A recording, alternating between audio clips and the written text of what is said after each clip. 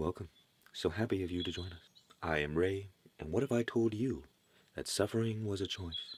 You know, I had a funny experience with this recent election. The day that Trump got elected, I went onto social media, and one of the first videos I saw was this guy saying, "Look, everybody, everything's gonna be okay. I know it's scary. I know these are dark times. Everything is going to be okay. We'll get through this. I promise. I promise." And I was looking at the video, and I thought, what is he talking about? I feel great. I'm happy right now. And then I realized, wait a minute. If Kamala would have been elected president, I would have been feeling the same way. It just so happens that I like Trump. Now, this is not a political thing. The point is, 50% of the population felt wonderful the day that Trump was elected, and 50% felt terrible. And if the roles were reversed, the 50% that felt great would now feel terrible. The 50% that feels terrible would now feel great. Why? For no other reason than your own reaction. When you react negatively to something, you suffer. And when you react positively, you're happy. Why does this happen? It's because of our chosen identity. And based off that identity, we say, this is when I should feel negative, and this is when I should feel good. But guess what happens when you take this away?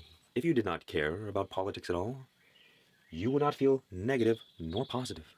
You would feel neutral, and you would not experience suffering. But only because you have a vested interest do you experience suffering or positive emotions about something. And well, think about it. We get to at least influence who we believe we are. We can change and move around pieces of our identity, which means that at the end of the day, suffering is in your control. You do not have to suffer if you do not want to. And well, at the end of the day, our identity is just a thought believed in. Goodbye. No, wait, I'm not finished. I still have some coffee left. And a possible refill. In fact, enjoy this meme. But my life is good. Really good. It's the best. I love it. It's fantastic. Yeah, you're stuck with me now, friend. You see, the Buddha once told the parable of the two arrows.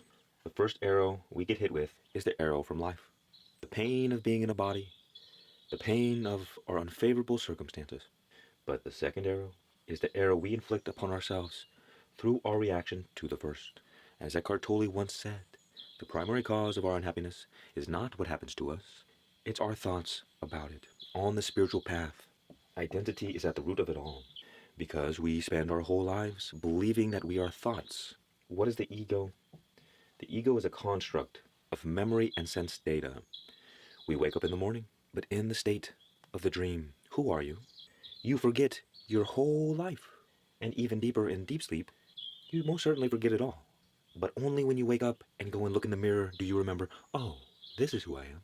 Just before you were flying in a faraway land with dinosaurs and dragons and things like that. So who is the real you? I don't know about you, but when I dream, it seems just as real as me living out here.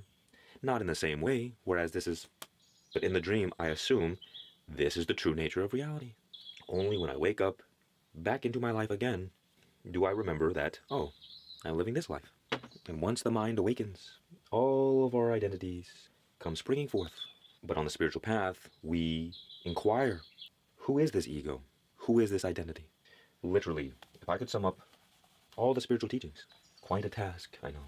It's basically, you're not your ego, you're not your thoughts, you're not even this body. And the true recognition of this fact is freedom from suffering, salvation, enlightenment, liberation, nirvana, valhalla, moksha, freedom. So if you'd like to be free from suffering, continue watching. If not, I'm really stepping into my role as a spiritual guru, judging you for not agreeing with me. You will be shunned by the group and feel that you cannot speak your truth, because I, with the magical pyramid, know all things. And if you do not agree with me, then you must be wrong. And I am secretly controlled by this sock puppet.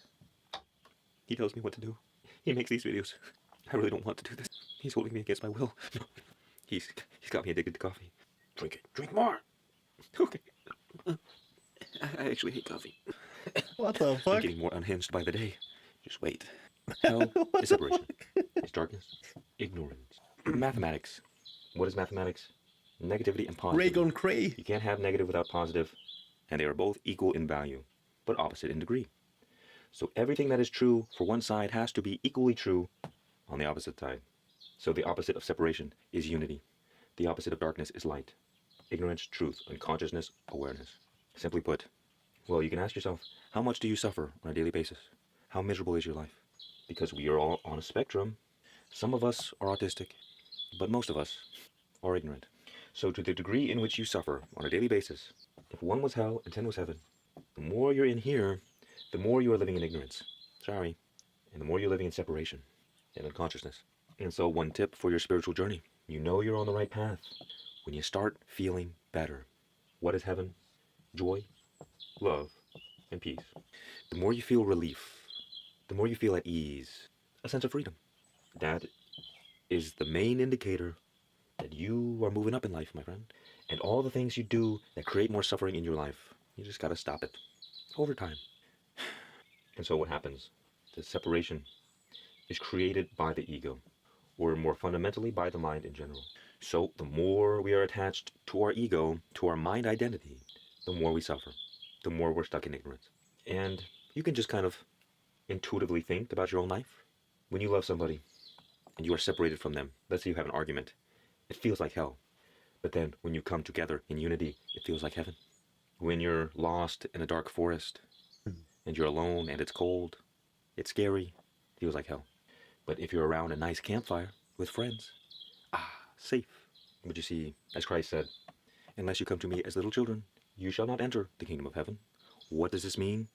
In order to return to unity, we must let go of our attachments to the mind, to our identity, because the ego is like a dark cloud that covers up the light and the warmth of the sun. It creates a sense of separation from God, from what is our true nature: joy, love, peace, and freedom. And so what do? We spend our whole lives struggling and fighting to find these things. But you are the source of what you seek. Heaven is reuniting with your true nature, reuniting with the source within you. And hell is being separated from that source, because the source within you radiates joy, love, peace. And so all the spiritual journey is coming to the conclusion that you are not your mind, because we've spent our whole lives believing that we were. Now once you see firsthand that you are not your mind, you stop feeding into it. You stop making the dark cloud worse, and the dark cloud begins to dissipate day by day by day. And a natural harmony begins to enter into your life. You bring heaven on earth because you become a perfect vessel for life. You could say heaven is eternal life and hell is eternal death. And so things like depression, suffering, negative emotions in general, it's the experience of being consumed by death. Why? Because we have become so attached to our mind identity that it's perpetually hemorrhaging our energy. And energy is the force of life. You see, it is a scientific fact that we are all made of the same stardust. But we don't go around living as if we are energy, do we? No, we exist in separation, as separate individual human beings. But that is ignorance, because at the end of the day, you are stardust. Wow. I love this so much. It absolutely resonates with me. And in my opinion, he speaks truth as if I know what the truth is, as if there is something like truth or false. It's just like it is, just like I said. However, you can't be running around living like energy, not because for your own sake or from your own motivation or for insert anything, your own power here, but just your environment. It is not meant to live like this, for you to be living like this. Because 99.9% of people do not understand this concept or have ever been in touch or have just remotely have been thinking about it. 99.9%. If you're watching this video right now, you are the 0.1%. You are special. This is not something you learn in school, not something that gets onto the YouTube recommendation for without any reason. This is not mainstream. This is actually a secret. And this might sound spiritual and woo kind of. If this video finds you, No, it is the truth that I have learned. And I absolutely believe it. And sadly, it is your environment that is not ready for it. Sadly, it is the materialistic you or part of you that can never be satisfied with having a life like this. And in such, you're being held back to live like this.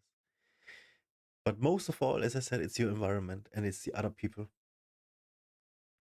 How are you gonna pay your groceries or your rent or the trip you wanna do next week or in a month in summer? With what? With energy? With courage? You know this meme? You get like PayPal, bank transfer, and then courage. It's sad. But the more people get this message, the more it's spread.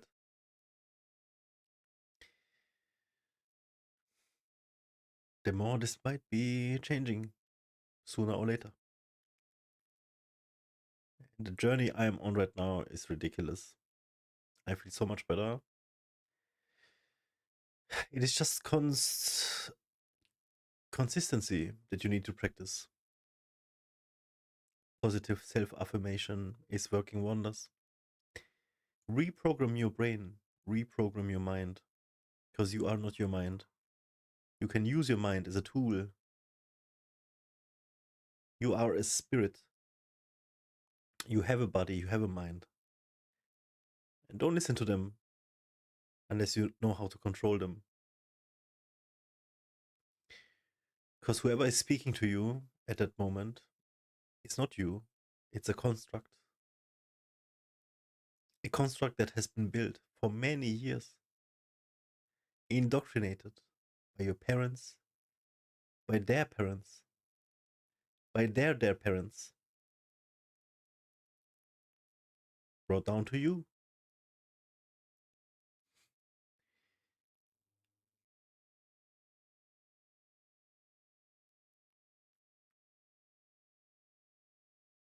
You are energy.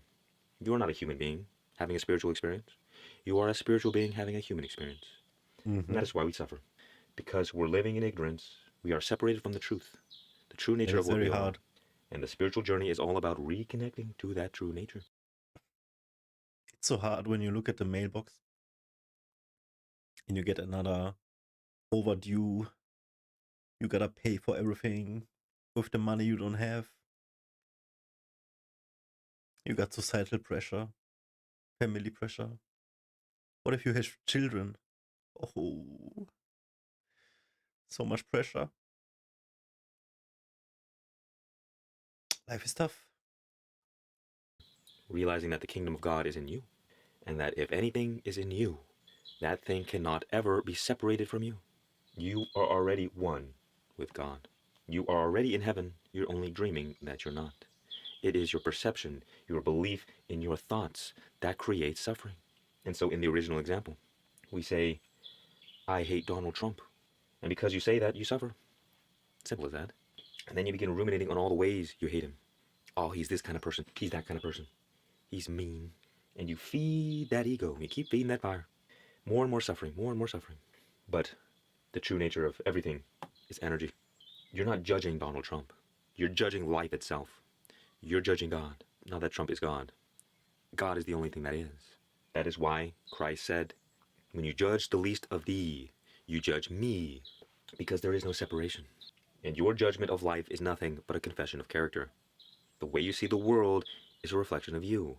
It's a reflection of your ego, because reality is being filtered through your mind.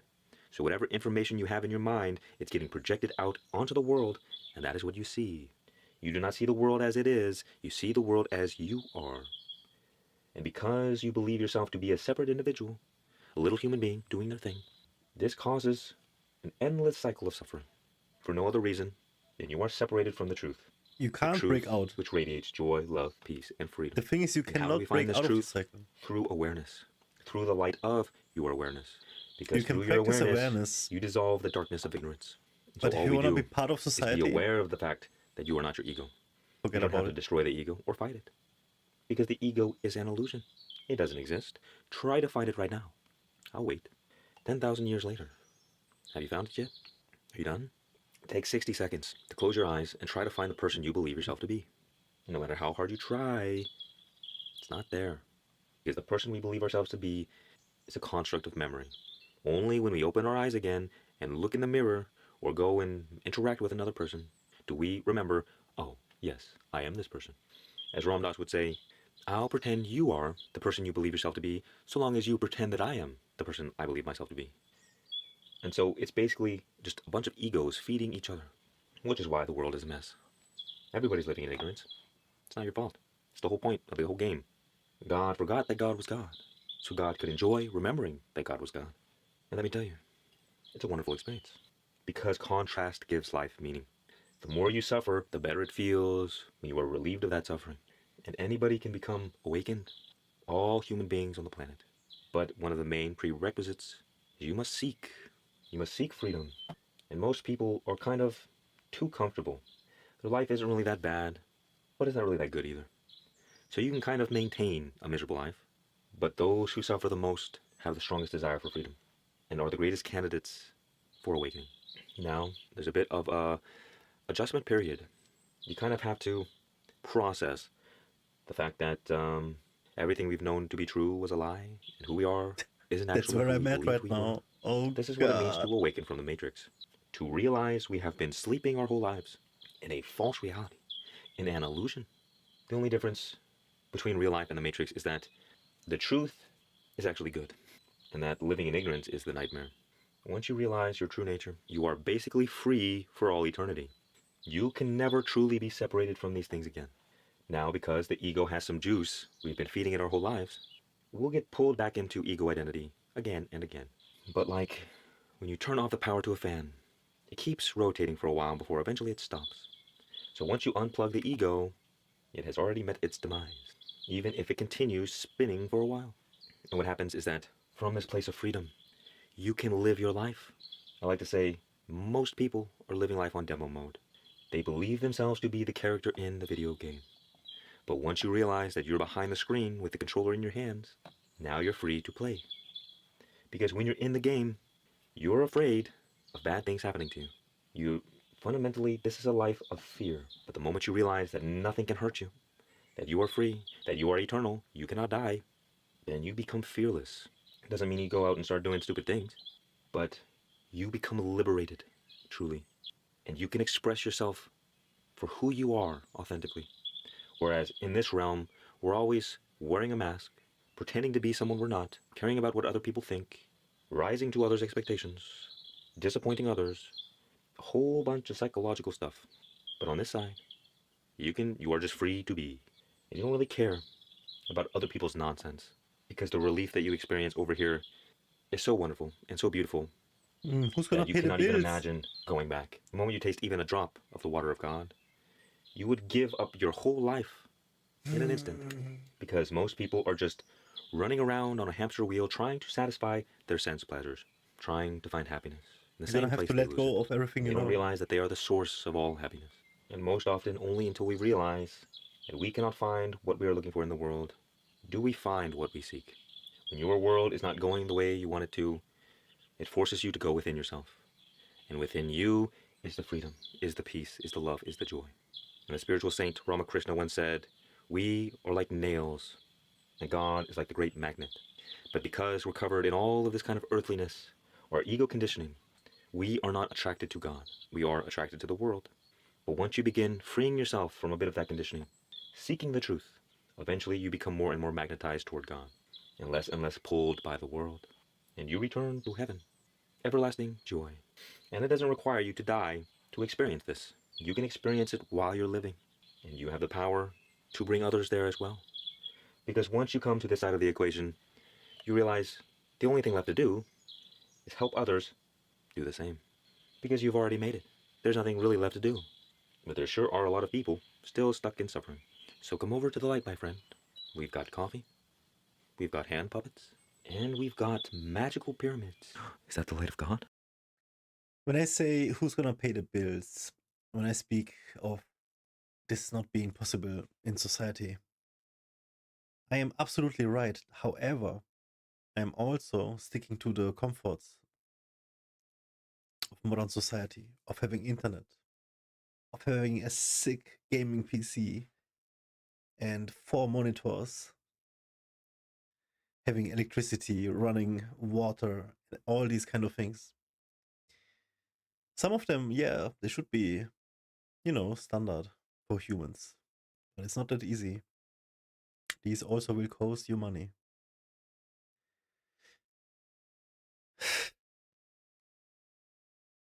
So what are you gonna do? Become homeless? Live in the woods? It's not that easy. But that is the way. In order to be completely free, you're gonna realize you will let go of more and more things. And therefore, it is absolutely possible what he is preaching here. But none of us is ever gonna get there unless you truly let go of everything. I'm not a saint. I don't want to say that's how I'm gonna do it. Nah. I need internet. I'm addicted. I am addicted to internet. I'm addicted to having a warm apartment. There's no shame in it. But then you know. Then you also know. You never gonna get on the other side. But just knowing about it and being able to see the path, even though you're never gonna reach this destination, and walk the path as much as you can afford to, is gonna be enough to get out of the darkness, out of the misery, and live a much better life. And as he says, the ones who suffer most are the ones who are gonna turn within themselves and they're gonna find the answer. This is unbelievable. I'm exactly on this path. This is nuts.